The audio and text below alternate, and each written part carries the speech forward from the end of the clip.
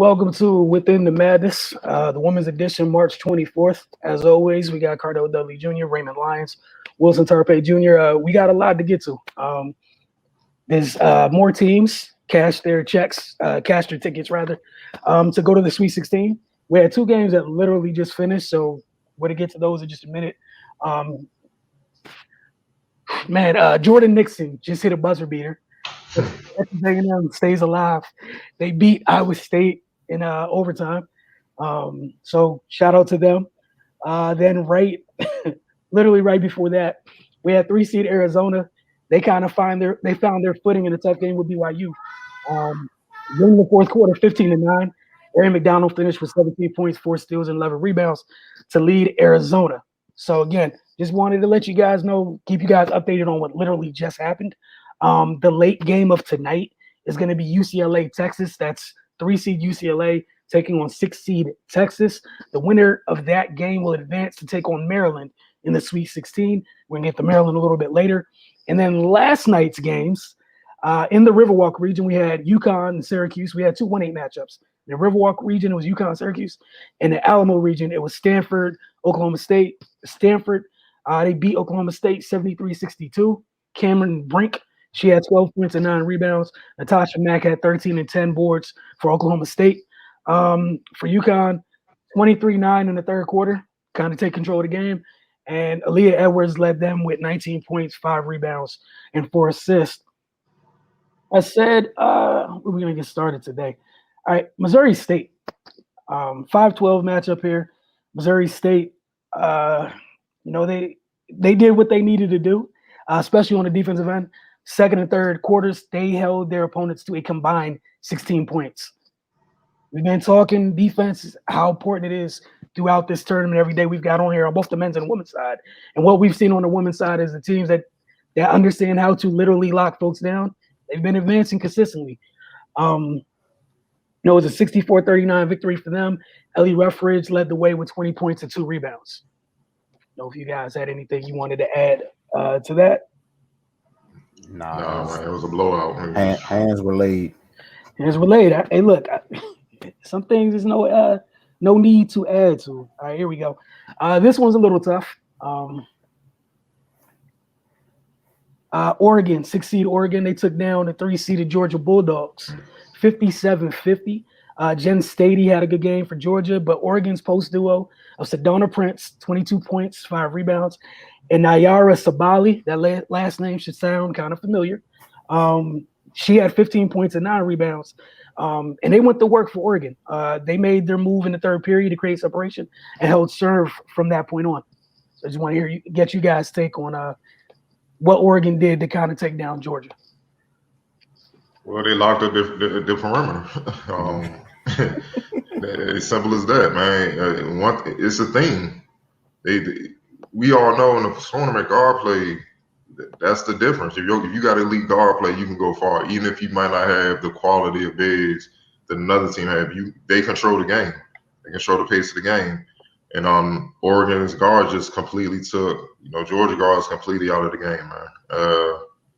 And then they dominated them on the inside. It's really simple. It's not really much you could really say as far as like it was some great strategy or just a difference in talent, whatever, because it was still a close game.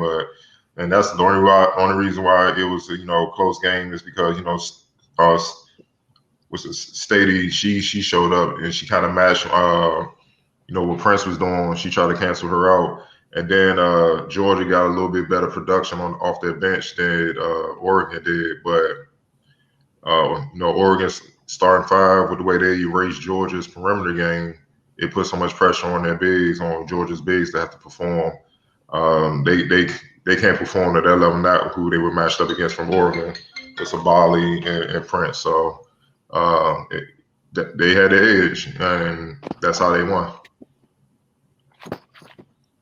Yeah, man, it's like Oregon. They held it down defensively, and it was a brawl, man. Like only 4 players from Oregon scored, so they definitely had to tough this one out.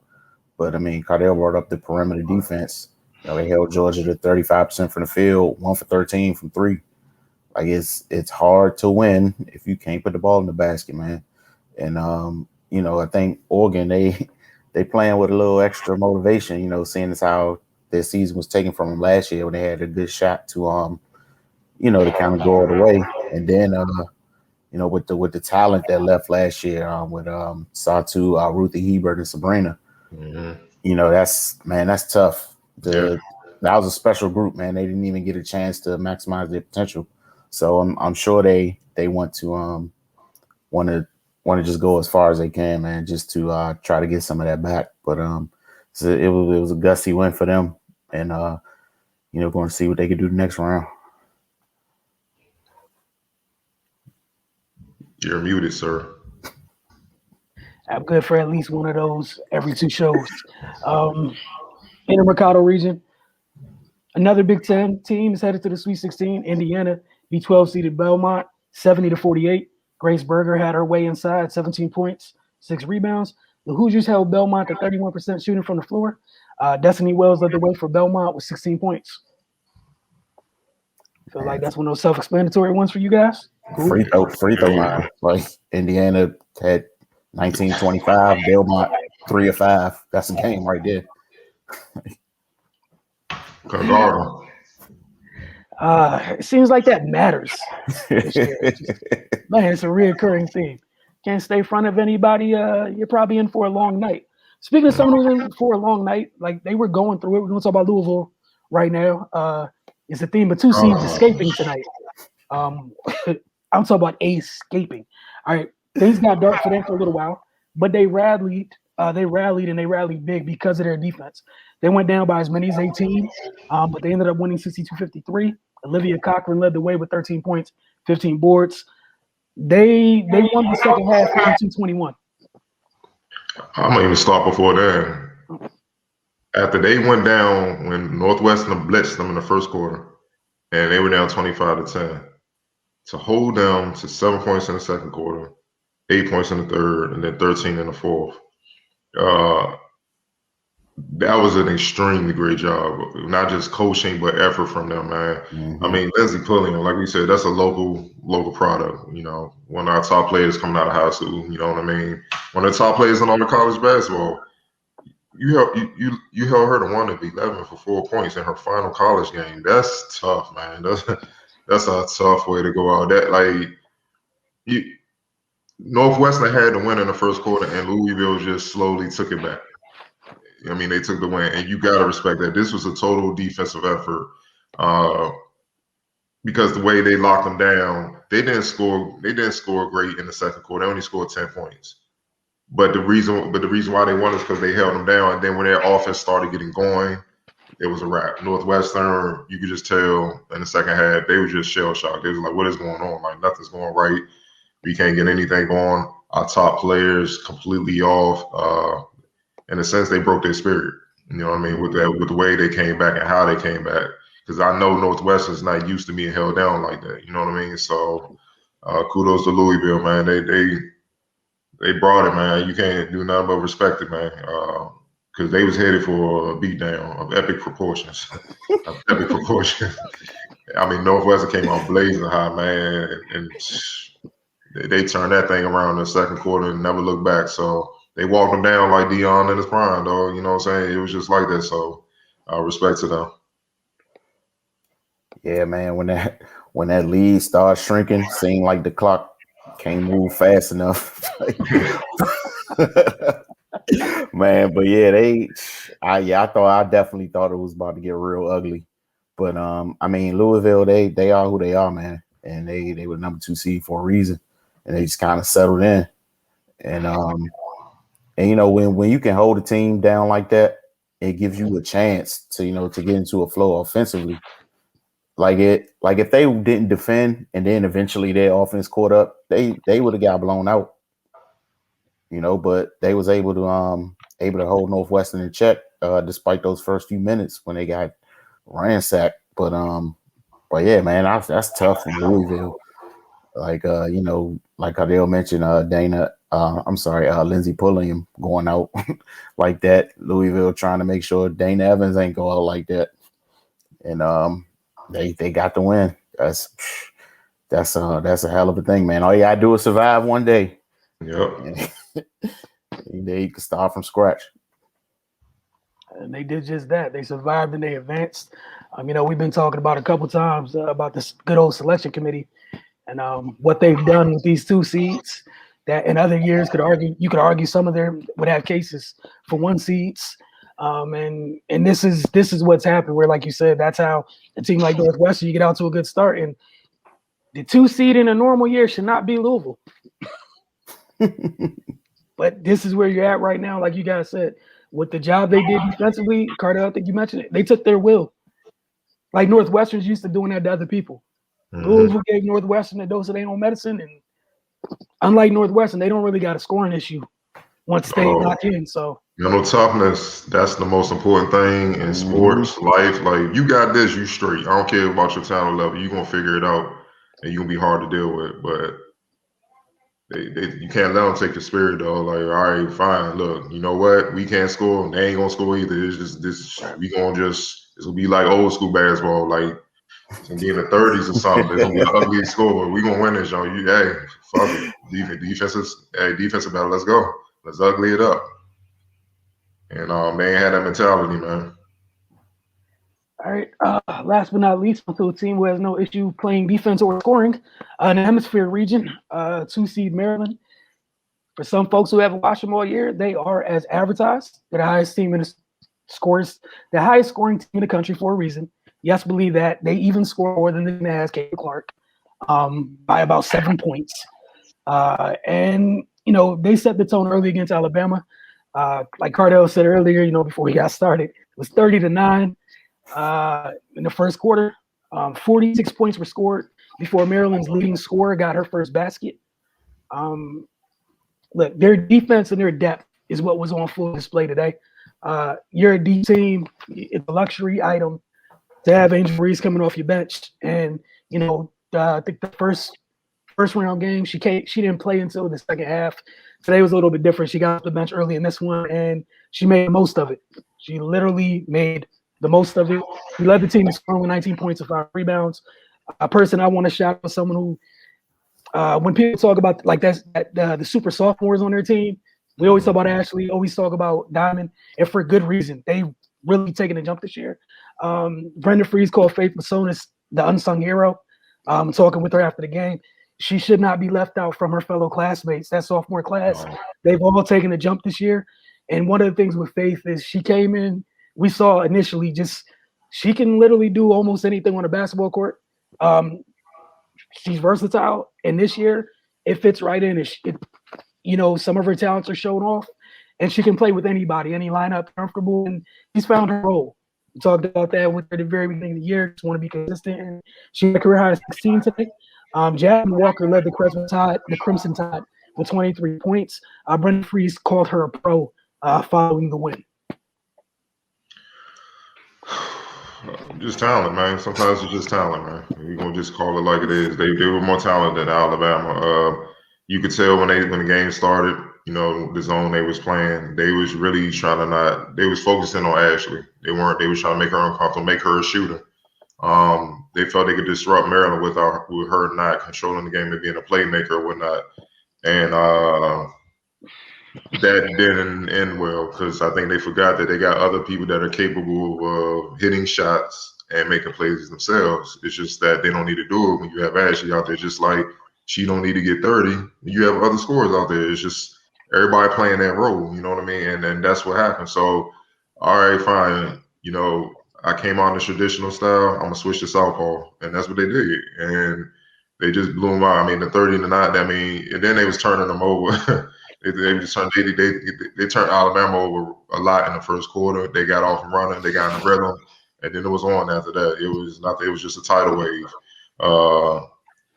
You try to make them a shooting team. Maryland, okay, we're gonna hit a few threes to loosen that up, and that's exactly what happened. Once they hit some threes, there was nothing they could do. Just a balanced attack, man. Benson, 3 for 5, 2 for 3 from deep. Mimi Collins, 13 points, 6 assists. 6 rebounds. She would have easily had a double-double. Had Brenda let her play. Once the game got out of hand, I understand she took certain players out. There was no need to risk injury. Everybody was efficient. Everybody did what they had to do. I'm happy to see Angel Reese kind of have a big game. get her. You can see she's getting her rhythm back slowly but surely. You know what I mean? Because they gonna need her as they keep going and face these more and more heavyweights and stuff to try to get this national championship. They're gonna need her to be Angel. They're gonna need her bad. So I'm happy to see her performance or whatnot. Like you said, Faith, she's key. She's very key. You know what I mean? She could do what she do. That changes the complexion of this entire team because now you got like 7 players that you have to account for. That's hard, man. It's hard. It's hard to deal with one Ashley or Diamond or Mimi. It's hard to deal with Angel. It's hard. So if we got to guard 7, you got to be a special team to do that. And there's only a handful of teams that are capable of doing that left in the tournament. So it was business as usual for Maryland, and that's why they keep marching on, man. Total team effort. Yeah, ain't really too much to add. Just a lot of teams aren't showing that production from the top to the bottom of their roster like Maryland is, and I think that's definitely going to be something to contend with as they move on. You say Alabama kind of switched things up to try to take Ashley out the game or contain her. That obviously didn't work.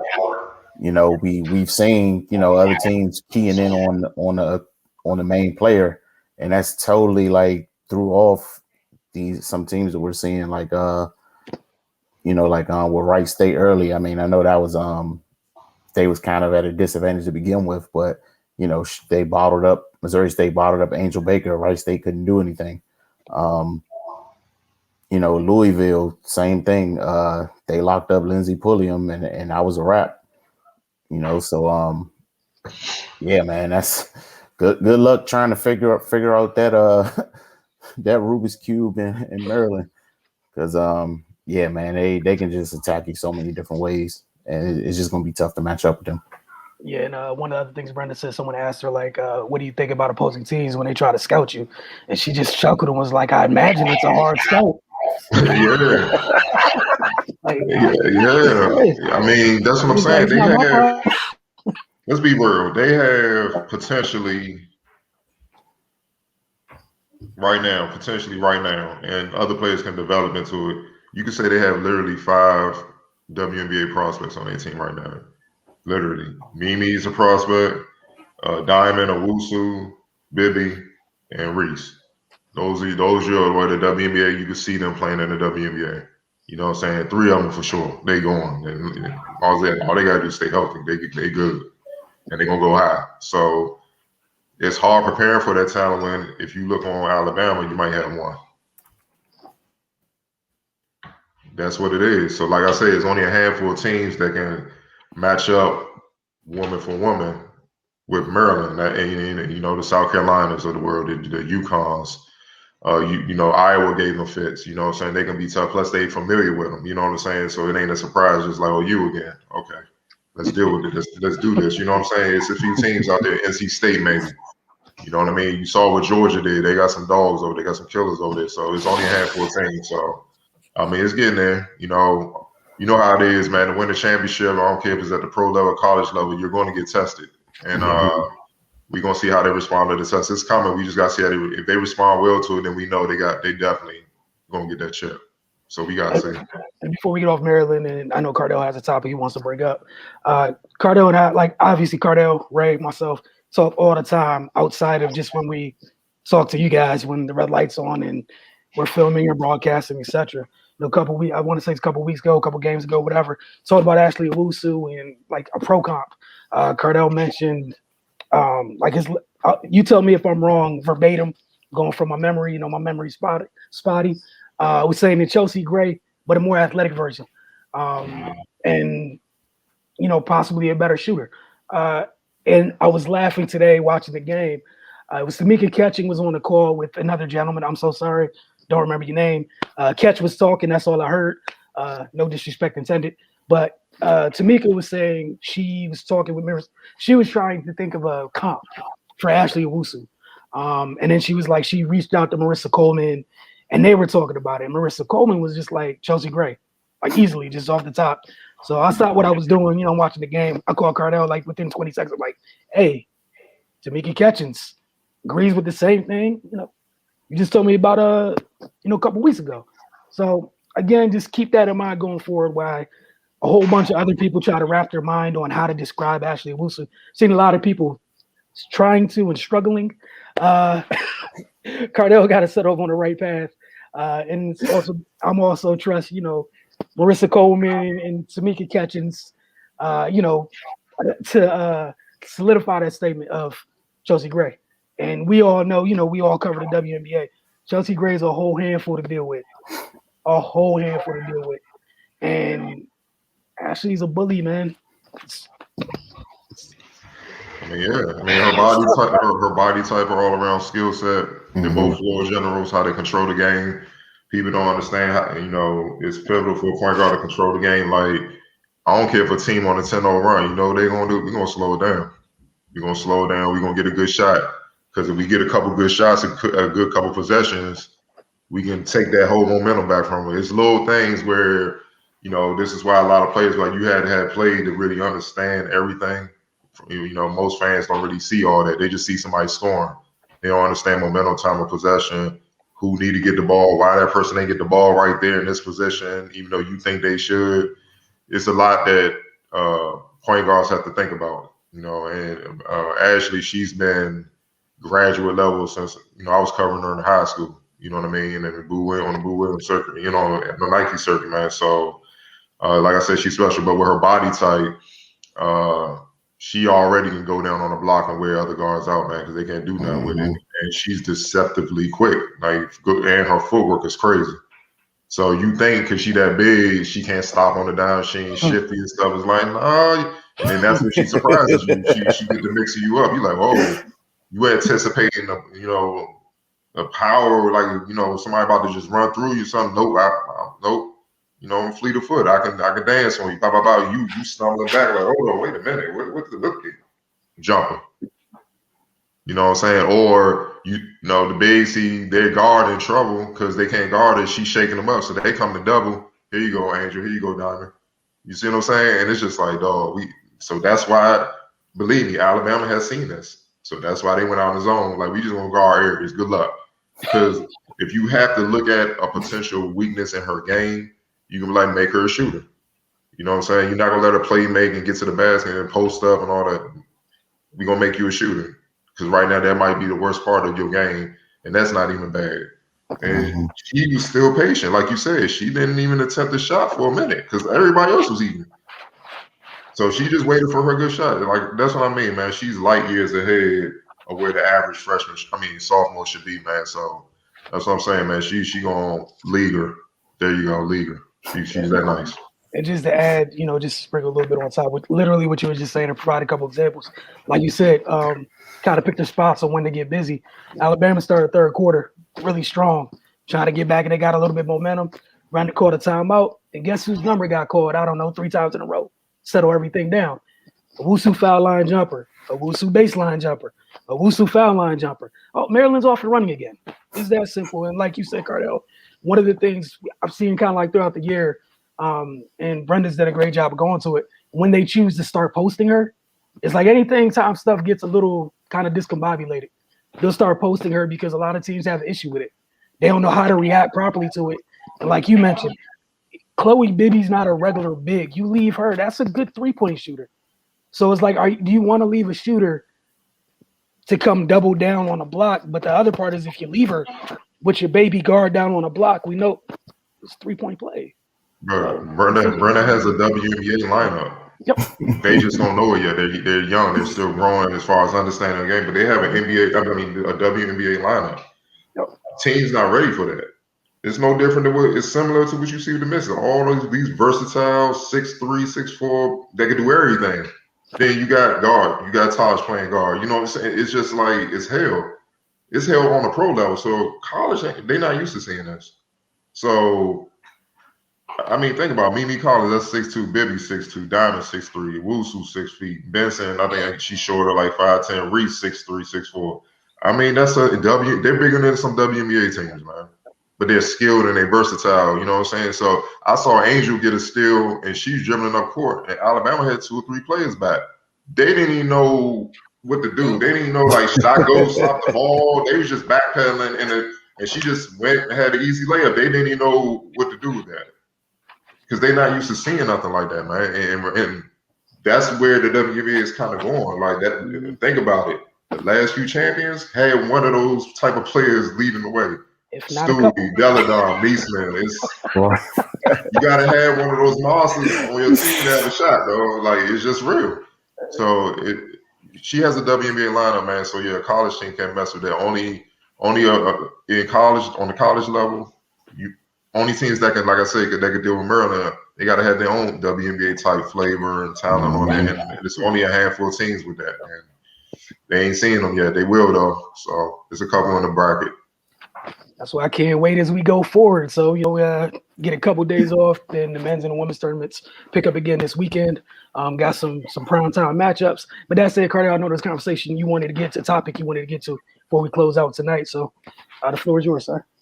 Yeah, I wanted to ask you guys, big discussion of the, Paige and Caitlin, the dominance that they're having as a freshman.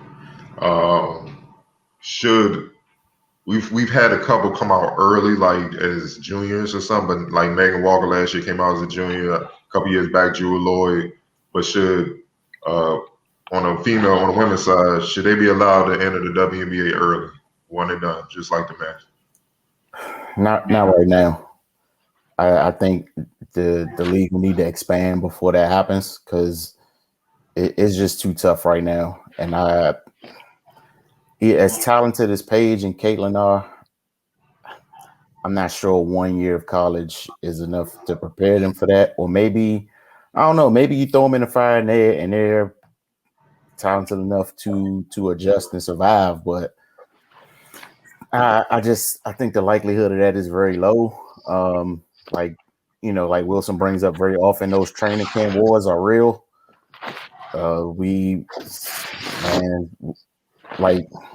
Take last year as an example in the bubble with how many people sat out, and these weren't just arbitrary players. Like, it was some heavy hitters that didn't play, and there was no drop off whatsoever. Like, so just insert all those people back in, and there's even less opportunity for the people that were able to, to make their way into the league. Like, like a Taya Cooper, like she, given the situation, she was on the outs. I mean, who knows what happens if she has a chance to prove herself in training camp? But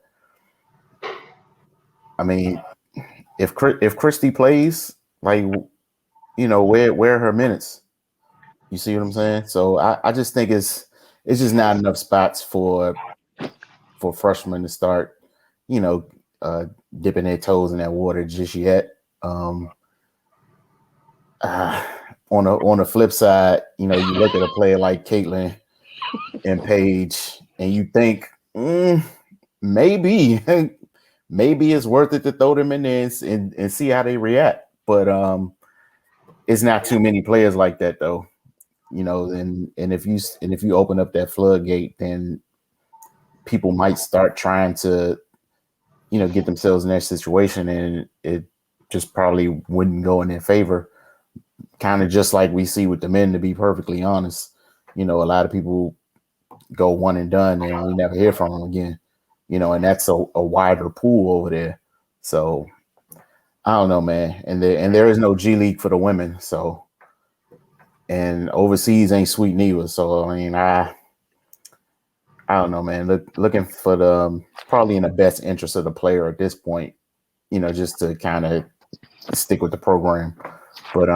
But yeah, to short answer, no, I don't think that should be a regular thing at this point in time. Wilson, I'm probably on the other side with it, just with excuse me, but like I like the men's games. Feel like the women's kind of come out a little bit more mentally prepared for the pro game than the men's do during their 1 year. I mean, the biggest thing I have an issue with is the physicality. We all know that the physical difference on the women's side and the men's side is immediate and it's drastic. So I think that would be the biggest issue. But at the same time, the only reason I don't have the issue with it, like we were just talking about Ashley or whatnot, some of these young players coming out, like if you're already out here with the league ready IQ and whatnot, and the only thing that it's going to take is the physicality, I'm really not going to be too upset if, again, I might have more incentive, right? If I'm a team and I take you early, you're like your spot, you're getting 2 years. I can't speak for somebody else, but you're getting 2 years. To me, it's like, because like to me, what's the big difference between like I want to use Ezi Megbahor with Seattle as an example. They drafted her, she spent a year overseas, and then she joined Seattle, right? So even if it's something where you can take them, send them away and come back, like you said, they don't have a G League, or you take them and, hey man, sink or swim. But you probably a little bit more invested because you get them early. You get your hands on them early. So I guess that's where I'm not, like, my biggest thing would be the physicality, but I think the women's game, it prepares them better than the men's going to the men's game from a mental standpoint. So it's just the physical. I feel like the women have to catch up to. So like I'd be fine with it, but like you said, it's like anything else. It's not for everybody to make that type of jump. Yeah, I feel like they should. It's not about the opportunity should be there. You know, making any pro league early is, well, at any point is tough. You know what I mean? But that's why you get information before you actually just stay in the draft. You know what I mean? The teams will let you know that if you're prepared for it or not. There have been exceptions. Like I said, Jewel Lloyd, she left early. She came in the league right away, averaging 10 points, 3.5 rebounds, nearly 2 assists. She wasn't the most efficient. Her percentages weren't the most efficient, but she obviously proved she can rumble, right out the gate. You know what I'm saying? Jackie Young was another one a couple years ago. And keep in mind, both of these ladies went to championship caliber teams and earned their spot. You know what I mean? Like, you got to be special to make that. It's no different than like a LeBron, KG, or Kobe coming out of high school. Any high schooler could have declared, but their ass when they got drafted.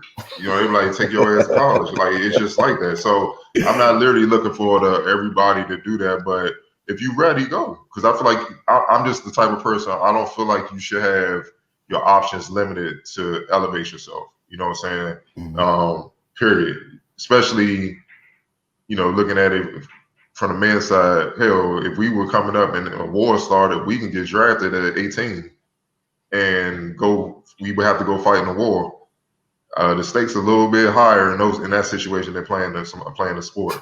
So I think they will figure it out. Besides, the elite players are used to rumbling with other elite players, so it's not much of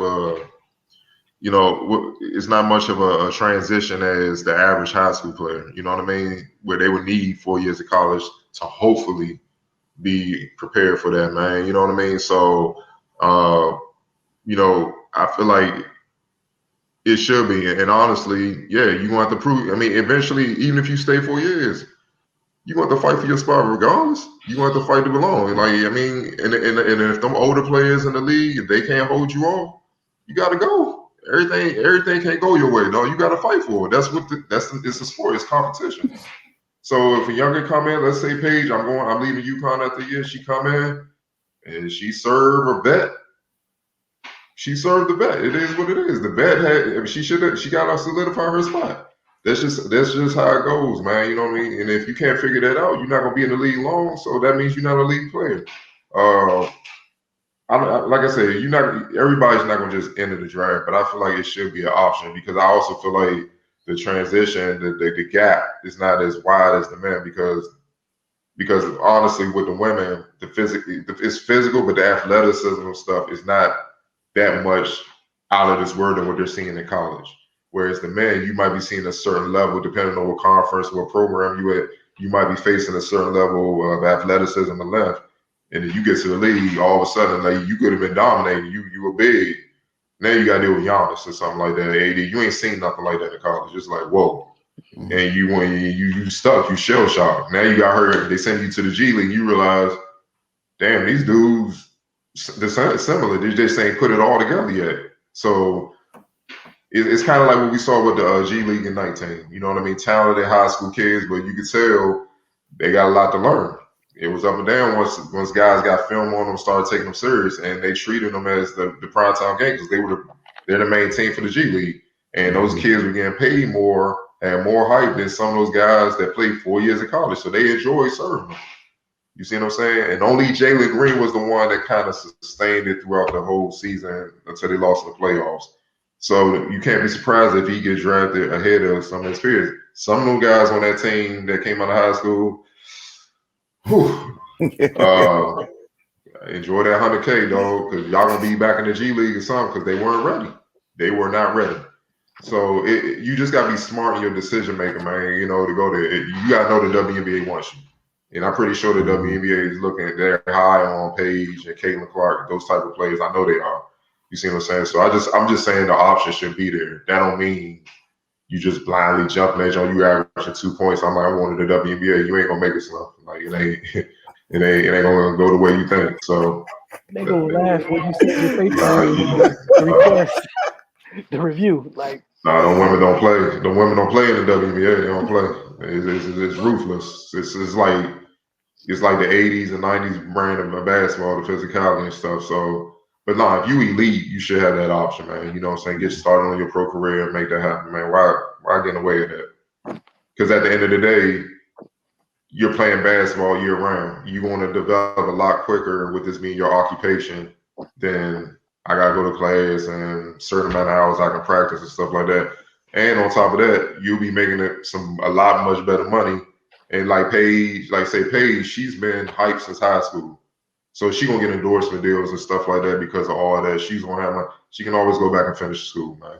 You know what I'm saying? If she chooses to. I just don't like limitations, man. You know what I'm saying? If you got the talent to do something that not many people can do, go do it. You should have the option to do that. That's my thing. Yeah, and I think one of the biggest things that I think everybody agrees with is that, they do need to expand the league. They need to be more teams because there's too much talent walking around the women's game that aren't on rosters right now. That is a given. But go ahead, Ray. I didn't mean to cut you off. No, I was just saying, like Adele was saying, if you one of them type, Paige, Caitlin, Ashley, or one of them type, from speaking from the standpoint of the option being there, but not everybody just jumping at that option. Just make an informed decision, like you said. I don't think the women are pro hungry as the fellas though. They smarter. They're not gonna just be like. That's us, man. We be like, man, I'm a pro ninth grade. Like you like 5'9", get the hell out of here, man. You know, like that's us on that stuff, man. And I get it. It's significantly more money you trying to get and all that. And I mean, let's call it what it is. That's that. But I just feel like the women are smarter in that area. They're not about to jump out there with the wolves and at that level. They see what it is. And they not until they're ready. And even if you stay 4 years, sometimes you still ain't ready. So. I mean, it is what it is, but they're not pro hungry like us because for one, they take school more serious. It's all what it is. That's true too. They're bright, you know.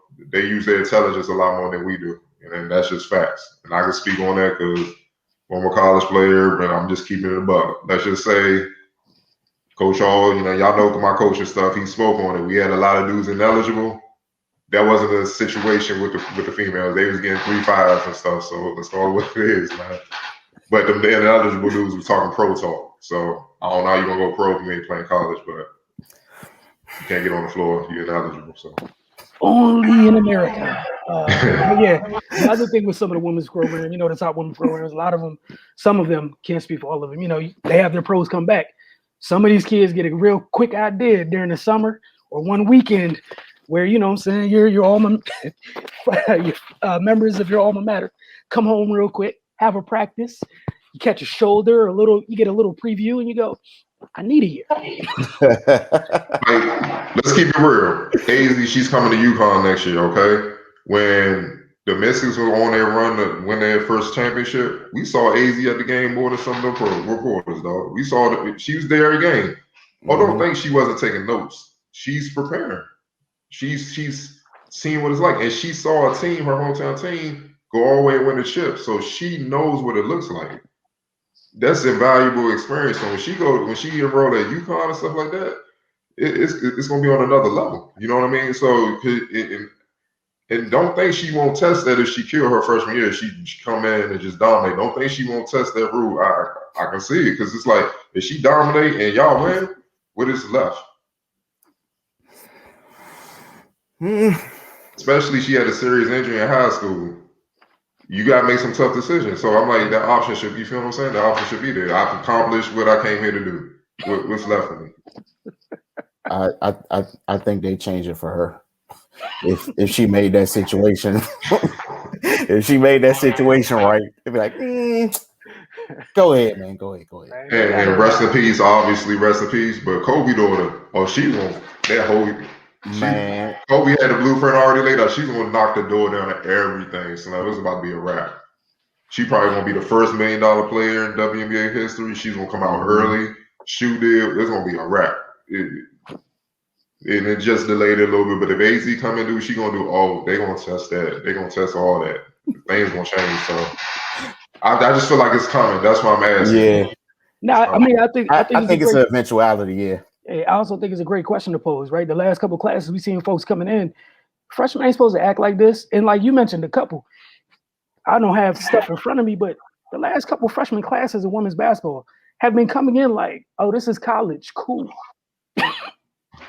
Cool. Cool. Wow, this is college. No issues. Just enjoying life. Like, you're not supposed to come in like that, man. Like some of these freaking NCAA tournament performances. Freshman powered. Look. I mean, you're right. Paige was number 1. Angel Reese was number 2. Caitlin Clark is 4th. Camila Cardozo at Syracuse. Diamond Johnson at Rutgers. Like, this is from this freshman class I'm talking about. You talking about from 2019? It's like, that's what I'm saying. Like, some of these girls are and it's not the majority of them. Some of them look like freshmen. Let's call it what it is. But who you talking about? Aaliyah Edwards, right? Yeah. Thank you. You feel what I'm saying? Like, she looks good. Transition smooth as hell. Guess what she was? 23rd. Yep. You know what I mean? So it's always gonna be exceptions to rule. I'm just feeling like, yo, they should have that. They gotta have that option, man, because you limiting them. You know what I'm saying? And I think what's it called? We've been talking the last couple of years how the game is growing and evolving. Yeah, it's about time for that conversation because it's happening quick, man. And also, I think the women are better. The men just got too much ego. All right, the women are better at embracing the young players and helping them grow from high school on up. Like, giving them game. Don't get it twisted. They're like, I'm gonna help you. Now, if you get between these lines with me, I'm gonna bust your ass. But I'm gonna help you. So when I'm done, I want to see the game go further. Yep. It used to kind of be like that with the men. Now they get these young boys, they too full of them. They always hate, man. I'm like, man, shit with that noise. It ain't hard like that. You know what I'm saying? But for the most part, you know what I'm saying. But I did see Jimmy Butler with RJ Bird. He's like, yo, put your body in me and you to score. You know what I'm saying? So you can score on that little cut and whatnot. And RJ Barrett, don't get me wrong, it's still certain guys that's receptive, but overall, nah, it ain't like that. So that's all I'm saying, man. They should just have the opportunity. They just gotta be smart in their decision, like, and I feel they will be. It won't be reckless like the dudes, like, y'all I'm a pro, you declaring for the draft. It's like, bro, you couldn't. You were like the 10th man on your team, man. Like, why are you doing this?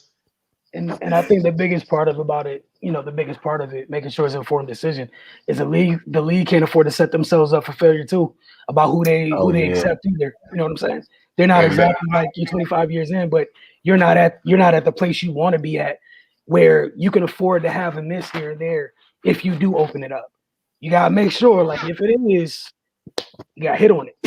But that's what I'm saying. They give them the information. The league is blunt. Like, the NCAA a couple years ago changed the rule. You can enter the draft and come back to school. They're blunt. Like, you're not good. You need to get better at these areas. Go back to school. Now, some idiots, I don't care what you say. I'm going to prove you wrong. Okay. Then they don't get drafted, and they mad at the world, tell them about politics, and they bringing up stuff like, I gave the dude who was drafted 28th, I gave him 30 in the summer league game. My man wasn't even playing hard, dog. He ain't trying to get hurt. He ain't tripping. You see what I'm saying? So that's just what it is. But they will give the ladies feedback. And then think about it. If you at UConn, you declare early, I'm pretty sure Gina will give you the raw cut you like, you're not ready. Come back. Man, I don't even know if you got to be bold to bring that up to him. That's my point. You got to be bold to bring that up to Brenda. You can't just step in there, half step. Like, no disrespect. Zoe on Maryland, she can't just go. Brenda, I'm thinking about declaring for the draft. Girl, stop playing with me if I make your ass run. She gonna say that. Stop playing with me. Yeah. But yeah, it's definitely something to keep an eye on going forward with some of these youngins is coming out ready to go. So we shouldn't be shocked if we see that in the future. I want to thank y'all for hanging with us tonight. So for Raymond, Cardell, and myself, we get a night off from Within the Madness, a couple nights off. Be back this weekend because the madness continues. You got folks going to be on the men's side trying to find their way to the Final Four. To the women's side, by the time we're done with the weekend, we should know who's in the national championship. We'll have an idea. Like this weekend's gonna be brutal for the women's side. Like Saturday, Sunday, Monday, Tuesday. We'll know exactly what's happening by the time we come out this weekend on both sides. Looking forward to it. And you guys have a great evening.